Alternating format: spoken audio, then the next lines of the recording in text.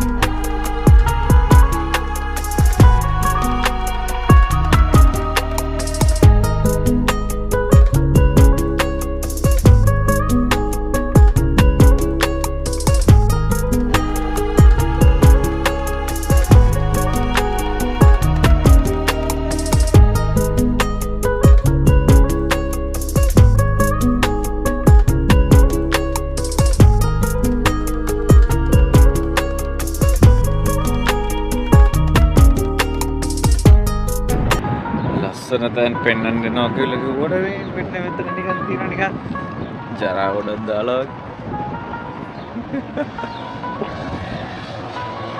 මෙතන තියෙනවා නිකන් පොඩි එහෙම ෆීලිං එකක් ආවෙන් පේනවනේ. එහෙන් දාලා මේ දාලා නිකන් ඒක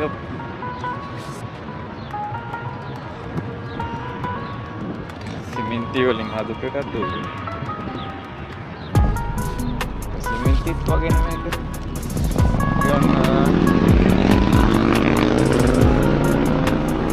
සුදු පාට වගේ ගල් ජාතියකින් හදපු එක.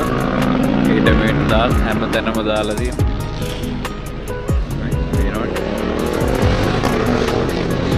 හැම තැනම දාලා.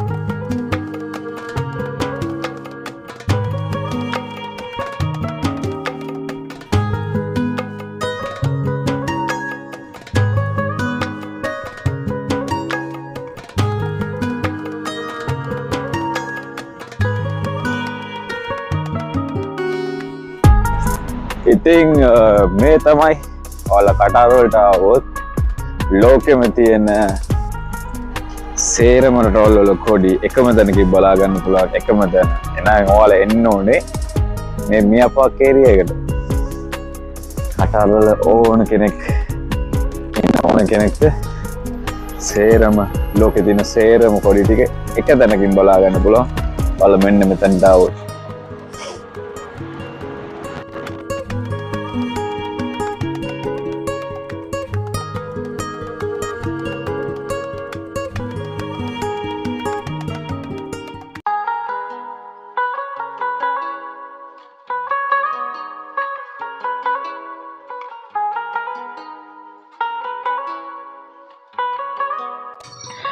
මම මේ සංචාරයේ යෙදෙන මියාපාක් කියන ස්ථානයේ පිහිටා තිබෙන්නේ දෝහා කටාර් ජාත්‍යන්තර වරායට මුණලා.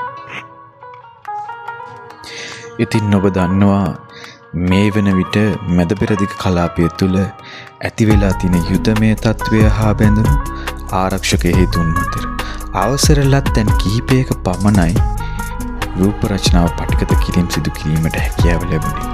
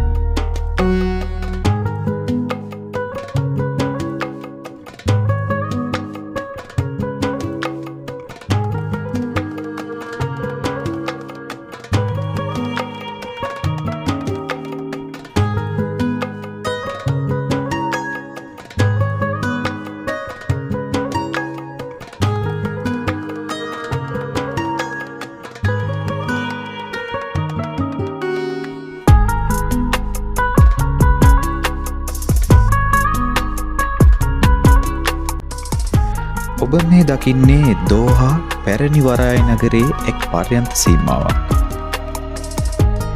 දැන් මේ වරාය මහා පරිමාණ වාණිජමය කටයුතු වලින් ඈත්ව ඇති අතර කටාර් ජාතිකයන් තම පෞද්ගලික හා අධිසුඛෝපභෝගී බෝට්ටු ගාල් කරන ස්ථානයක් බවට පත් කරගෙන තිබෙනවා. ඒ වගේම මේ අවට පරිසරය මනා කළමනාකාරී හා සංවර්ධිත ආකාරයකින් පවත්වාගෙන යනවා.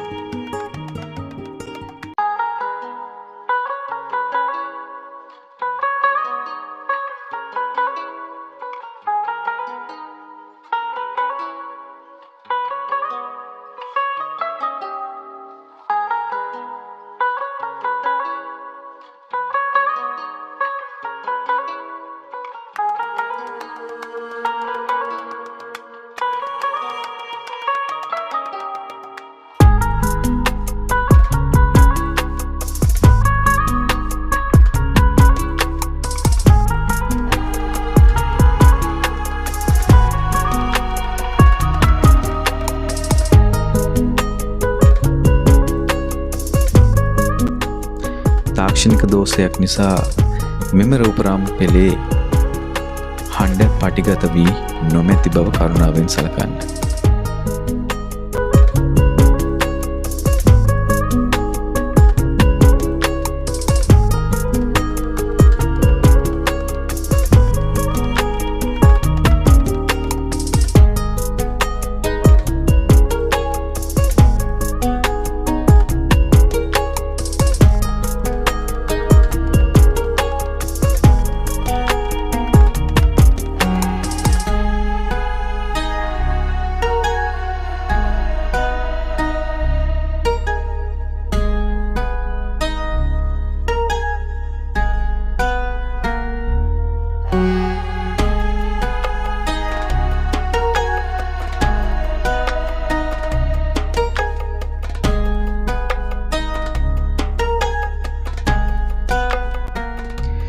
ඔයාලට අර ඈතින් පෙනෙන වර්ණවත් ගොඩනැගිල්ල 2022 කටාර්වල තිබුණු ඓතිහාසික FIFA පාපන්දු ලෝක කුසලානය වෙනුවෙන් නිර්මාණය කරපු ස්ටේඩියම් 974 කියන ජාත්‍යන්තර ක්‍රීඩාංගණය. මේ ක්‍රීඩාංගණයට ස්ටේඩියම් 974 කියන්න විශේෂ හේතුවක් වෙනවා.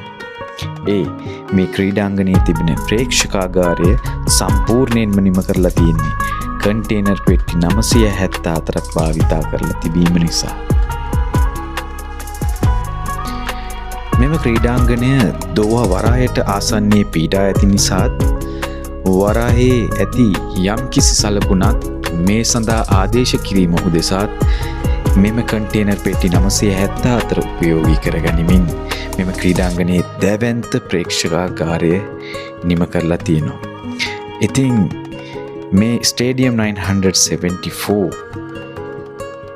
ලෝක පාපන්දු ඉතිහාසයේ ඉදිවුණු කන්ටේනර් පෙට්ටි 974ක් යොදා ගනිමින් ඉදිවුණු පළමු ජාත්‍යන්තර ක්‍රීඩාංගණයයි.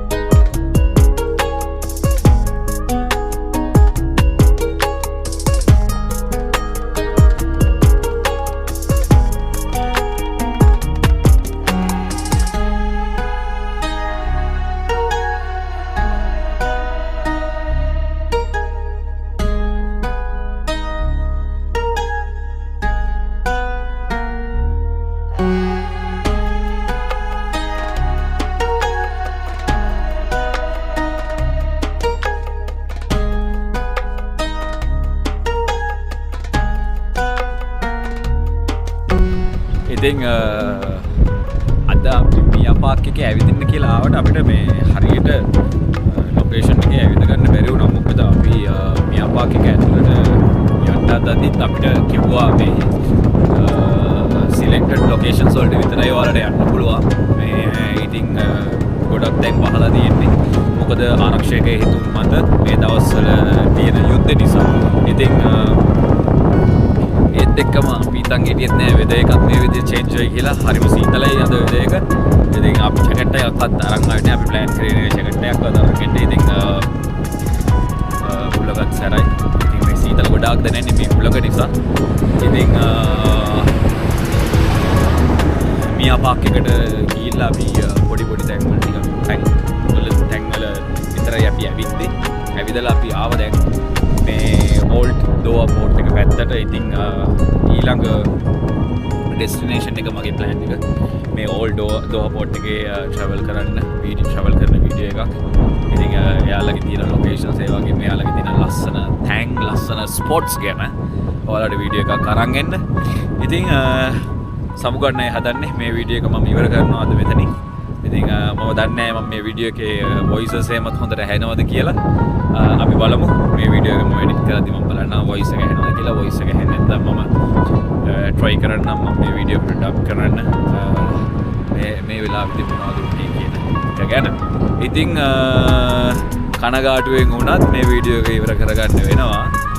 ඉතින් මට ගැටුණු පොඩි තැන් ගැන තැන් කීපයක් විතරක් මම කැප්චර් කරගත්තා. ඉතින් මම මේ වීඩියෝස් ටිකත් මම මේකේ දැම්මා. දාලා තියෙනවා බලන්න පුළුවන්. ඉතින් හැමෝටම කියන්නේ ගිහින් ජය වේවා. ඉතින් මගේ channel එකට අලුත් කෙනෙක් නම් මගේ channel එක subscribe කරලා තියාගන්න. like එකක් දාන්න මේ වීඩියෝ එකට අනිත් අයටත් share වෙන්න. ඒ වගේම අනිත් අයටත් මේ වීඩියෝ එක pop up වෙනවා. ඔයාලගේ like එක comment එක දාපුවම ඉතින් හැමෝටම ගිහින් එන්න. ජය වේවා.